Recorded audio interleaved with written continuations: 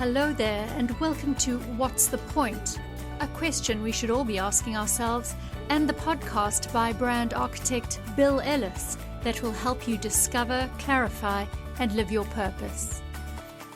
Welcome back, everyone, to another fabulous episode, in my opinion, of What's the Point? And it's fabulous because today I have the pleasure of having as my guest someone who I've known for years and someone who is in my field and someone who's just delightful. Lida Citroen, hello, welcome to the show. Thank you, Bill. So wonderful to be with you today. Yeah, it's going to be fun to hear your perspectives because your experience and what I've seen you do and the thousands of people you've helped, it's going to help me, and I guarantee it's going to help our listeners too. So to help people understand who you are, Lida is an expert personal branding and reputation management consultant. She's been at this for quite a few years. We don't want to say how many, but she is a speaker who is high in demand. She is an author who has written 5 books that I'm aware of, and she has really focused in on an area that has become very important to a lot of people, in particular in the U.S., and that is helping our veterans when they exit the service to come back into quote unquote regular life. So that is kind of an introduction, Lida. Let me start with this. We talked about this a little bit, but part of branding is naming, and I've always been intrigued by your first name, Lida, and then in conversation off camera, off microphone, I've discovered about your last name, Citroen. Just take a second, please, just to tell us about your name, because I'm fascinated by it. Well, the fact that you can pronounce it and spell it puts you in a unique class of people because it is probably one of the most mispronounced names. My first name is a Dutch name. I've heard that it can be a Russian name, but it's spelled Lida. And I was named after one of my parents' friends who was named Lida. So that's where the origin of my name came from. And then Citroen is the car company, which André Gustave Citroen was developing the Citroen at the same time Henry Ford was developing the line of Ford cars.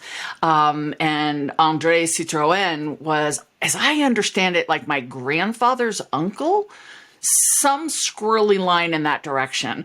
So I have lots of models of Citroens all over my house and keychains and, things that people pick up and gift to me over the years. It makes for fun conversation.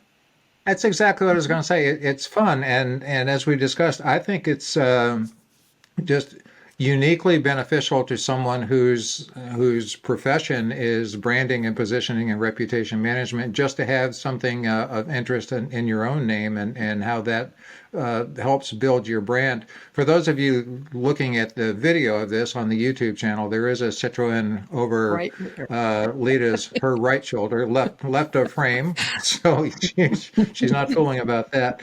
Help me understand what got you into the world of branding, and in particular, then focusing more into personal branding. Bill, I'm a classic example of not really knowing what I wanted to do when I grow up.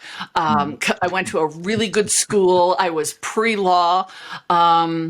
Took the LSATs, was heading in that direction, and told my dad I wanted to take a year off before going to law school. And years later, when I never ended up going, he asked how that year is going. But I really didn't have, I didn't want to be a doctor or I didn't have a path that was absolutely carved out. But I had this great education, and I knew that one thing I was good at was promotion. So I started working in the PR department at Max Factor, which is one of the Revlon brands. I started working in other consumer products. I moved over to professional services because I thought, well, I know how to do it in consumer products. Let's see what it's like in professional services. And I just kept trying to find my place, but I was always the leader who was good at positioning and marketing and branding and selling a message to a target audience in a complex environment, right? So whatever that product or service or company was, how do we communicate its value? How do we tell its story such that we can have competitive advantage? And when 2008 happened, I got laid off like a lot of executives because everything around us was falling apart. And I immediately dusted off my resume. It was interesting. My husband is more of a quiet person. He lets me do most of the talking. But in that moment, he said something that was really profound. And he said, instead of just getting another job, why don't you figure out what you want to do? And Nice. it was like all of a sudden, like the light came on, and I decided to be an entrepreneur. I had never, ever wanted to have my own business. Not a risk taker. I like a paycheck every 2 weeks, auto deposited, But I started thinking about what it would be like to have my own business. And if I could do anything, what would be the most meaningful thing I could do? And what had I enjoyed the most in my past? And really, every time I was working in one of these big companies, helping to position a product or service, I was always working alongside senior leaders to help them learn how to tell the story. So take their own narrative and their own brand and work it in with the voice of the product or service. So it was like, well, what if I came out with an offer to help people build their brands? And you remember 2008, like nobody was talking about what we do, right? Nobody knew what personal branding was. That's what celebrities do.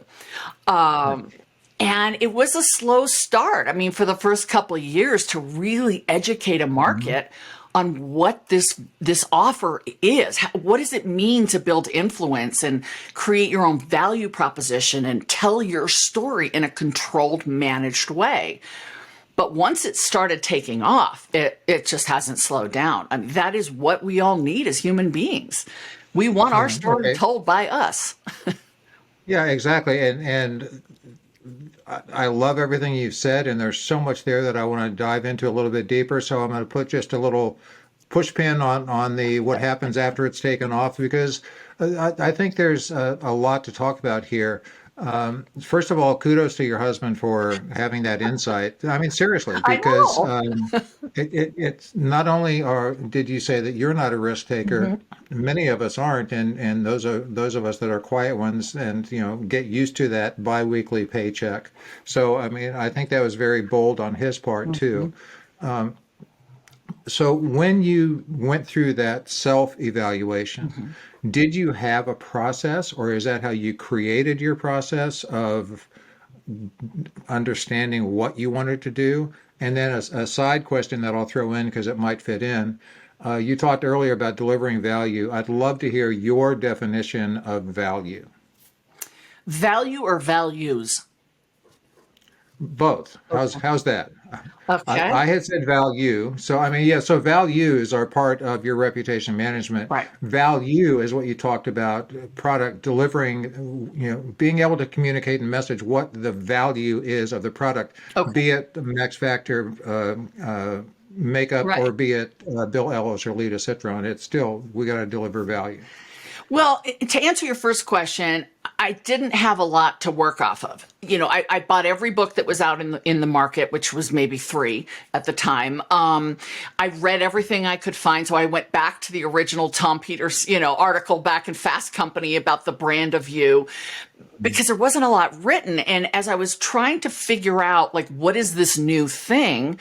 What I realized is it's actually the same thing I have been doing for 20 years. It's the same process to help an individual identify their values, create, a target audience, personas, understand ideal end state. And it was the same thing I had done for a lipstick or a camera or a law firm that I was now going to help people with. The difference is that now you're dealing with human beings and their feelings and their stories. And I mean, there's a lot more complexity there. So I always say it's a very simple process, but it's not easy, because I take my clients through a process that requires a lot of confidence and a lot of sometimes intimacy in really getting into the heart of who they are. So I didn't have a process. As I started working in this space, and some very generous people trusted me to help them, then I started creating a process and a methodology, which then became my go-to. And I still use it 15 years later. But to the value question, we're all competing, right? Wherever you are in the world, whatever you're doing, we're all in a competitive situation. Whether we're looking for a job, we want to keep our job, or we want to be recognized for what we contribute, we want to be given more responsibility, whatever it is, we're always competing against other people who might look exactly like us. And the odds are their resume is going to look very similar. Their skill set's going to look very similar. So what makes us special and unique and compelling is that value. And the value really ties to the story. I mean, this is the same work you do, right? It's what do you bring that's special and unique and compelling and interesting, such that the person who is looking for exactly that says, there you are, right? You don't look like everyone else. I'm looking for you. And that's the beauty of personal branding, because it's not about changing people. It's not about trying to, manage the optics to fit a form. It's bringing out the best in them. And one of the things, to the third part of your question, one of the things that we dig into is, what do you stand for? Right? What are your core values that drive who you are and how you show up? And a lot of executive coaches do this work. A lot of my clients say, I already have done values work. And then when I start talking to them, they're like, I thought I had done values work. Now we're getting deep. Now we're getting really personal. But it's, whether it's a military veteran or a CEO or an entrepreneur, it's how we make decisions and what we want to hold ourselves accountable to and what other people will hold us accountable to. That's where our values live. Okay. Well, what I'm taking from what you just said is a great example of personal brand differentiation. In this case, what I'm talking about is your approach to working with someone to help them discover their core values versus someone else. I'm not saying whoever else they worked with was wrong, right, or that you're right or better, but certainly different. And for whether it was the time, whether it was the environment, or whatever you brought, helped people to expand understanding of their own value and their value system. And I think you touched on something. When you asked me about methodology, I don't have any formal trained process that I apply to every client. So a lot of what I use is an intuitive process. I don't approach every client with the same formula. I might think initially through a lens that allows me to drive the first part of our conversation. But every person is so interesting and so unique. And whether their challenges are, career focused or, bigger, broader, or maybe they're in a reputation crisis, my job as their coach and consultant is to be able to use my expertise to customize that process. So I think when I speak of other processes, it's ones that may be more standardized, and mine is not. I always say I'm a very untraditional executive coach. I will talk and I will give you advice rather than just ask questions, things like that. Well, you referenced that we do have similar work objectives, whether they manifest exactly the same or not. But that too has been my approach. And people often ask, "What is your process?" And it's kind of like, well, it's kind of intuitive, organic, and it's going to develop between us. And some people don't like that, and that's fine. That just means that the value I bring isn't the value they look for. Right. And that in and of itself is a win for both of us. Oh, you want to find that out early. Absolutely. Yeah. Yeah. Yeah.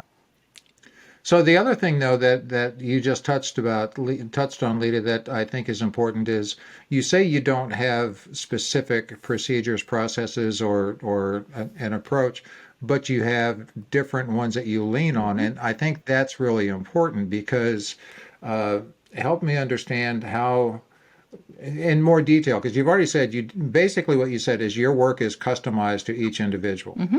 So that you can, if I use one of my typical analogies of cooking, you might need different spice for a different meal. And you have all of these Tools. predetermined or tools out there, and you can pick one that you might need with person A, and you would never use it for person B.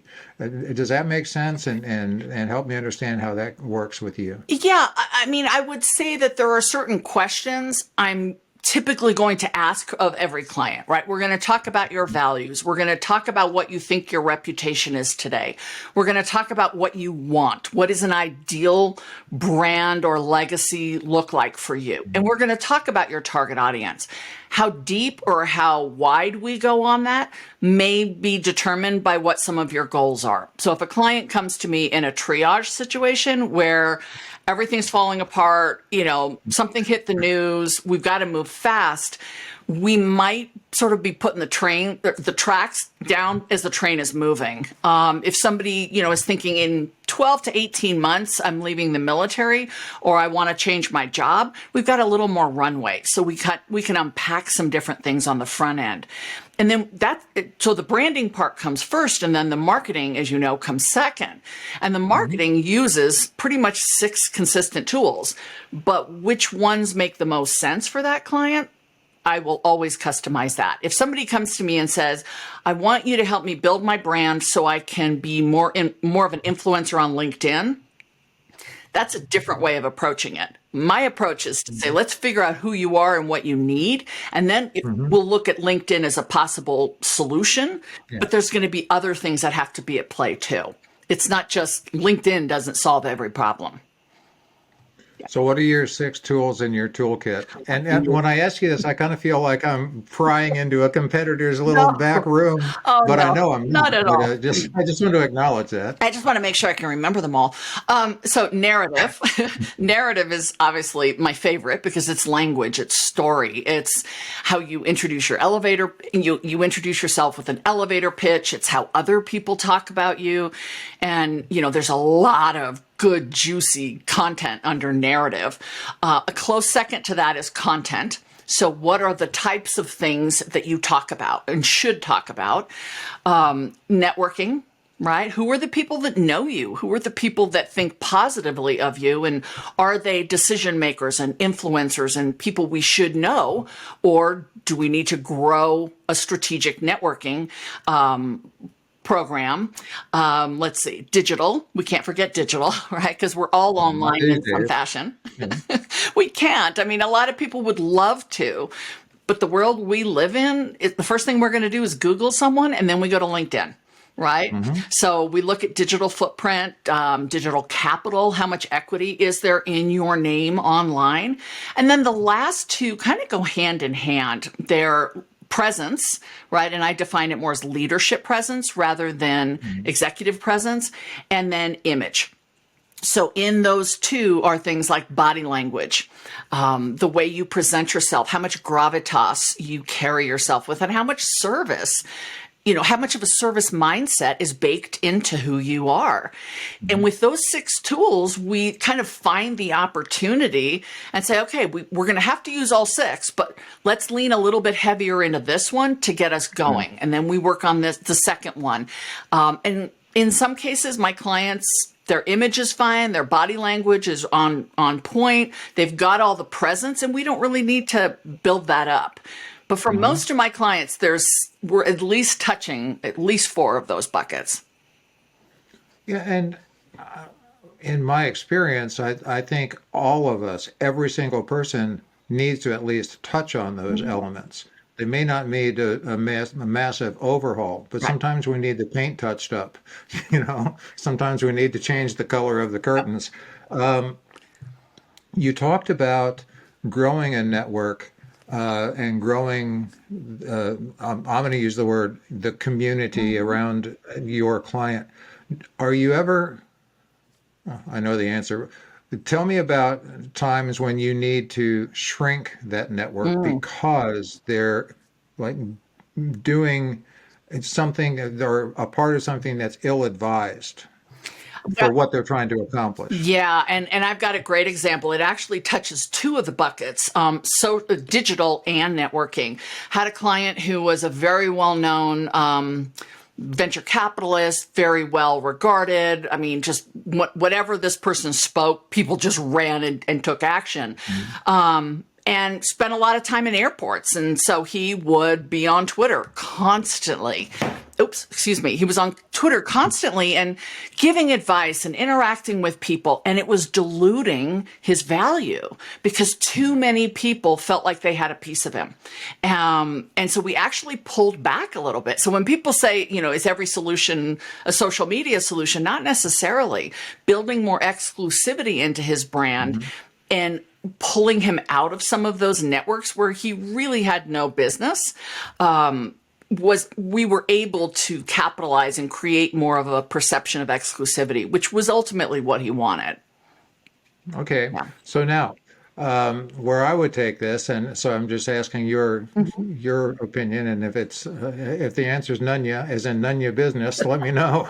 But do you look at what I call the thing behind the thing? Why was that client doing that? What was driving him to try to be in contact with so many people, even some that you found very clearly not in his best interest?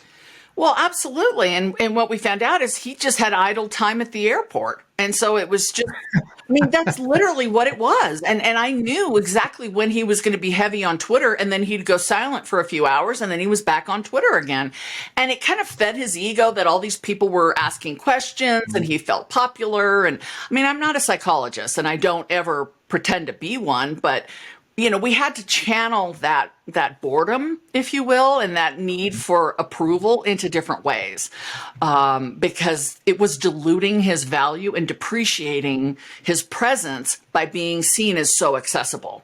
And that's somebody who's trying to build an exclusivity strategy, which for a lot of senior business leaders is a good one. On the other hand, if somebody wants to be more accessible and approachable and relatable, then perhaps being very active on social media is a way to get that done. Hopefully it's them doing it and not other people posting and tweeting and, commenting in their voice, but sometimes that does happen. Yeah, and the thing about, and one of the many things about digital, there's so many positives, but there's also such potential negative.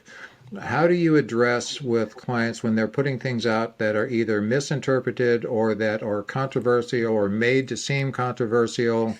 And again, it gets back to the part of your job that you're very good at, is reputation management and, frankly, reputation building. How do you address that?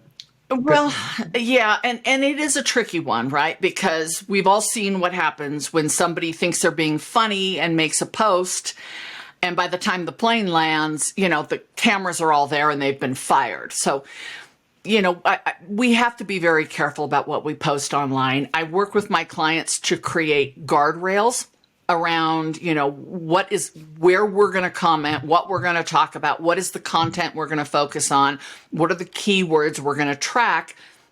And as limiting as it feels, we stay in that space. It doesn't mean we can't have a lot of different flavors to our brand, but we've got to create some guardrails. Not everything that hits the news has to be commented on. And, Bill, one of the biggest things that I teach my clients is there's a big difference between authenticity and transparency. And we often get these confused when it comes to social media. And for anyone listening, if you've got children, this is a great thing to teach them because they're blurring the lines. They think that they've got to put everything out there in order to be genuine. And the way I define authenticity is if I ask you a question and you make the choice to answer me, you'll be truthful, you'll be genuine, and you'll tell me a real response, right? If I ask you what you think about something and you don't say, I'm not comfortable answering that, but you answer, you should be genuine. But you don't have to tell people everything. And we see this on social media. We saw a lot of it during the pandemic. People would open these Pandora's boxes and then somehow assume that when they felt different about it, they could shut that box and you weren't allowed to ask about it. And that's just not how it works.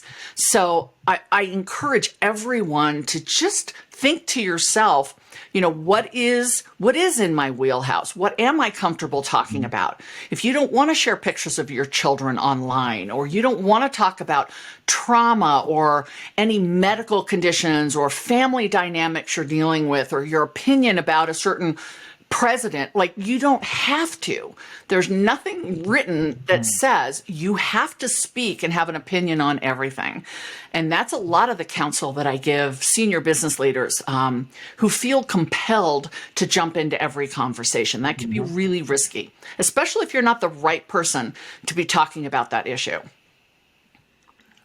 And very often, very few of us are the right persons to be talking about a lot of the issues you mentioned, even though we have opinions and they're valid. Putting them out there can create more controversy for us and within our, I'm going to use the word network or community, that are oftentimes not real beneficial.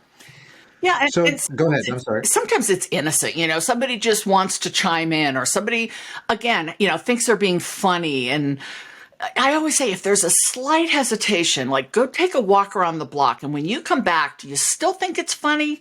Could anybody be upset or offended? And not that we shouldn't be able to speak about things that we feel strongly about, but just manage the risk and the reward, because you don't get to take it back. That's the thing. Yeah, exactly. And it's a matter of understanding and managing our behavioral tendencies. Just because we tend to react a certain way to a certain stimulus doesn't mean that we have to.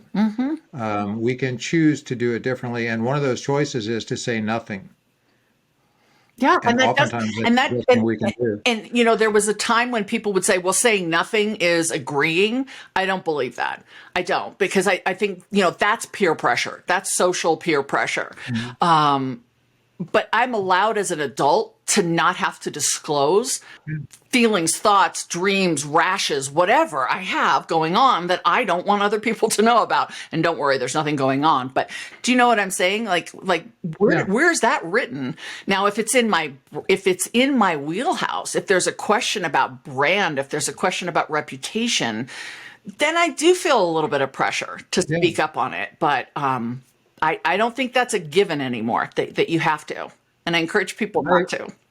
Yeah, I agree. And I think you just made a very important distinction there, where if you're asked about something that is your profession and your service and what you bring to the world as value, then you might be very well advised to provide that. On the other hand, you don't have to give that in every instance, because there are people that want.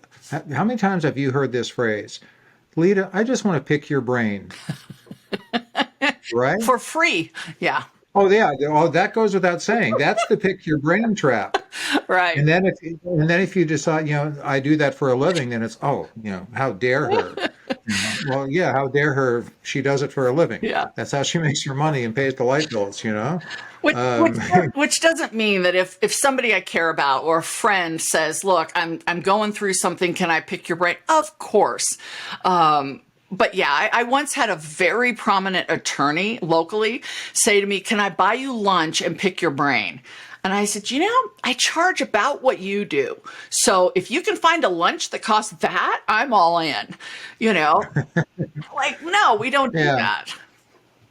Yeah, and so I just think that's a really important point to make, both for those of us who are in the world of providing, where our product is our thinking in large measure. I mean, very few people come up to someone that owns a car dealership and say, what would the equivalent be of, can I pick your brain? Can I pick from your inventory? Right. I just want to take it out for a few weeks. Yeah. Yeah, I just need that Citroen for like a month. I'll bring it back.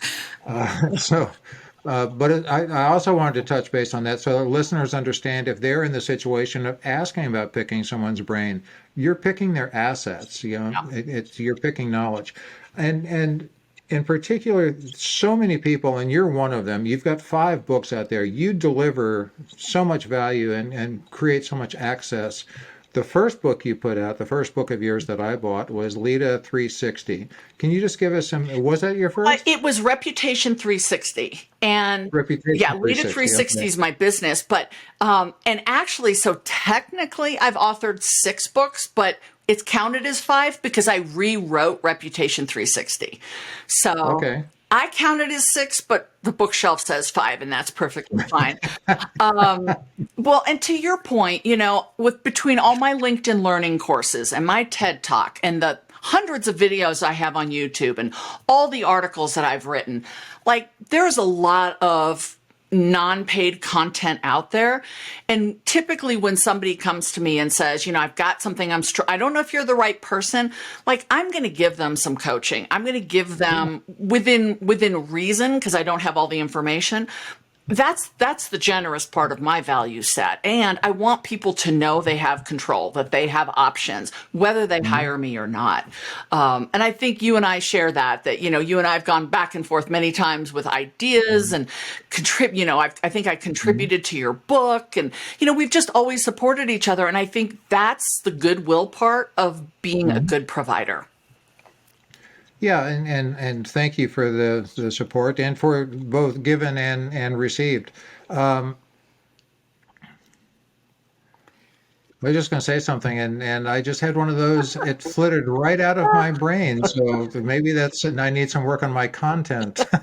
No, but to your question about picking someone's brain, right? I don't think people do it with ill intent. I think the more that we can educate people about, that we're happy to have conversation, but this is how we support ourselves. Yeah. Now, when it comes to pro bono, like if it's military related or it's a veteran, boy, all the generosity in the world, anything I can do, because those are men and women that fought for our country. And if anyone should be helped, I think it's those folks. Yeah, and I think that's a great segue to the next area that I want to talk about. But first, I want to go back to where the thought came back into my brain, and that is talking about the content that you deliver and the free content that's available out there. First of all, everyone listening, all of these resources from Lida will be in the show notes, just like every episode. But Lida is very active on LinkedIn, and you do a LinkedIn Live every month, I think, and on various topics. So I assume that not only is available live, but is that in the archives well somewhere? And we pull it right over to YouTube also. So my YouTube channel has tons of resources and short little clips and longer sessions. My TED Talk is over there. Job hunting tips, all of it is over on YouTube. Yeah. So, and I want to bring that up because I don't want people to think that you're not in any way generous. There is a need to protect yourself professionally, and yet you give and give and give. So I wanted to make that point. Speaking of giving, let me shift to your tireless work with the military. I think the last 3 of your books have been related to assisting military as they make that transition from the world of military life back to civilian life, which seems like a lot of people just say, oh, it's easy. You just don't have to wear a uniform every day. And oh my God, it's so much different than that. Tell me how you got involved in it, and tell me some of the key points of what you do. And then I'll share with everyone the names of these books that you've written. Sure. So I have no personal military connection. My parents were born in Europe. No one in my family had served in this country. But my mother was actually raised in a communist country before coming to the United States. And she did teach my brother and I that if you ever, that freedom doesn't come for free. So if you ever have a chance to say thank you, you do so. And when I learned, and I don't want to give the whole story away because it's what my TED Talk is about, but when I learned that veterans coming out of uniform were not taught these things like personal branding and how to create a voice and position yourself, and they weren't taught any of that, I took it upon myself, maybe naively, maybe ambitiously, to try to help. And I knocked on a lot of doors. I went to the VA because I thought that's where all the veterans went, which is not true. They're not all there at the same time. And I just tried to help. And it wasn't until a door opened and I walked through and started doing this kind of work that I realized the need is a lot bigger than I thought. And I was going around the country and I was speaking at conferences and corporate events. And I started writing articles and about transition, about career growth and personal branding. I had a whole bunch of veterans reaching out to me. that I wrote my first book because I literally couldn't help everyone. Right. And Your Next Mission was that very first book. It's about how to build your brand coming out of the military. Yeah. Yeah, and go ahead. I'm Well, I sorry. was just going to say what was interesting is when I looked at who was buying that book, a lot of the people buying Your Next Mission were employers, because employers were struggling to hire a workforce they didn't have a lot of experience with. So, here I am being asked by these big companies to come in and help them understand this community that I had somehow figured out as a civilian with a business background. So I started doing that work, and that did create a revenue stream for my business. But I was still helping the veterans and working with the employers. And that's Yeah. where the second book, which is a quick guide that I wrote for employers to understand who military veterans are. It's a real struggle on both sides of the equation. Yeah. And that's one of the points I was going to make. Of the three books of your 5/6 that are focused on the military, if I'm not mistaken, two of them are written somewhat to the service Yes. person, and one of them is written to The employer. the potential employer. Right. And there's confusion, and there's the opportunity to learn on both sides. Because and you build on this. And I'm going to set this up and so that you can build on it. Oftentimes in my experience, people coming out of the service don't realize the skill they have, the talent and the experience they have, and how that relates in the civilian world, because they keep it focused in, well, this was in the military, and they don't see how it translates. And people that are business owners look and say, I don't need someone that used to fuel planes. Yeah. And they don't see how that can translate into something worthwhile. How do you address that, and how do you help people understand that on both sides of the equation, Lida? Well, and thank you for setting it up that way, because it is both sides of the equation, right?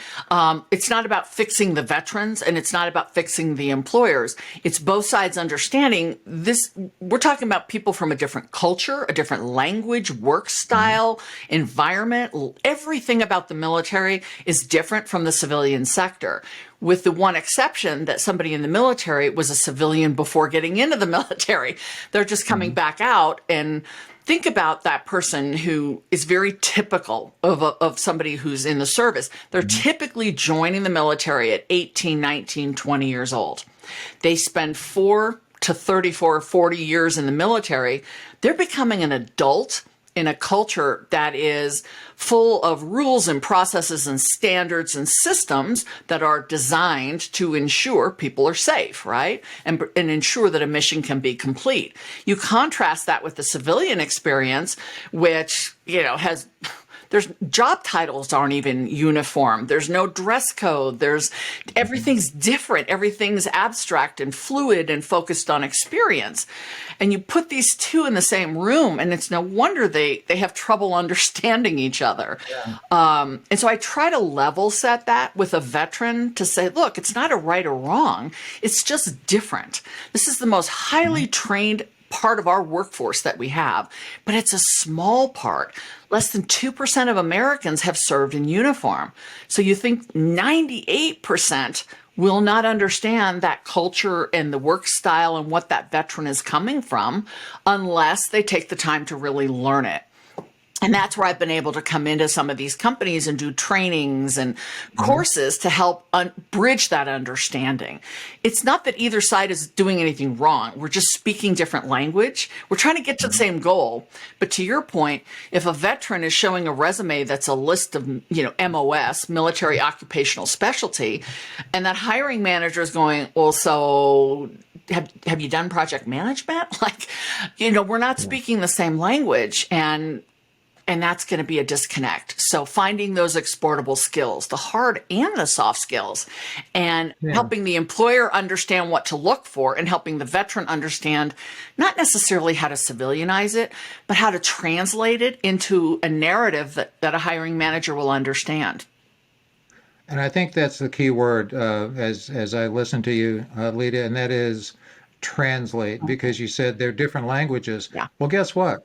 Your heritage is French. Mine is a lot of German and Cajun, and so there's a lot of different languages. Doesn't mean that we can't talk about. I mean, the word chair might be different in every language, but it still means a chair. So the thing is, how do we open each other up to understand what that means? Are you familiar? Do you know Cujo here in St. Louis? Robert Cujo Teschner. Cujo was he was a fighter pilot. He was a leader at flight school. He left the military because of some physical reasons, which he was a guest. So if anyone wants to check out Cujo, I don't know the number, but go through.